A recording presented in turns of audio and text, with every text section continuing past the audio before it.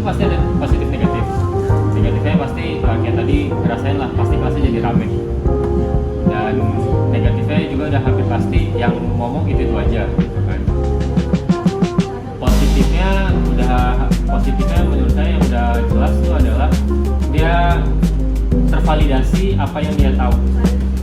Kan kalau kita dapat informasi dari TikTok, dari sosial media atau internet manapun nggak ada validasinya kan, atau bahkan nggak tahu kegunaannya. Nah, fungsinya saya adalah kayak tadi saya bilang, saya kaitkan dari apa yang dia tahu ke materinya, jadinya dia tahu oh ternyata ilmu ini tuh ini, ilmu itu tuh.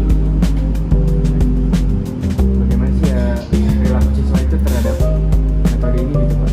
Perilaku siswanya jadinya seperti apa siswanya? Perilakunya sih seperti Gen Z pada umumnya aja ya. Gen Z itu kan dikenal dengan kritis, Gen Z itu juga dikenal dengan malesnya. Sebenarnya kayak males moderasi, tapi lebih kepada kadang-kadang mereka tuh kan males sama kalau berhadapan sama orang yang menurut dia orang itu nggak tahu apa-apa. Jadi saya tuh mencoba keep up, saya mencoba menawarkan informasi yang baru. Idenya kan dari dia, yang dia tahu apa itu kan datangnya dari dia kan.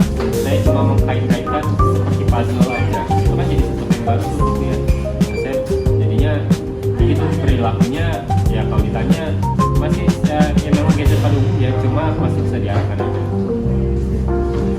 Jurusan bisnis retail sama bisnis yang lain sama jurusan yang lain? Kita kan bisnis ada dua, bisnis retail sama bisnis digital. Saya udah bilang ke Bu Gita tuh, kalian nggak dapat dua-duanya soalnya di kampus. Saya udah ada bukti protes. Bisnis retail tuh lebih ke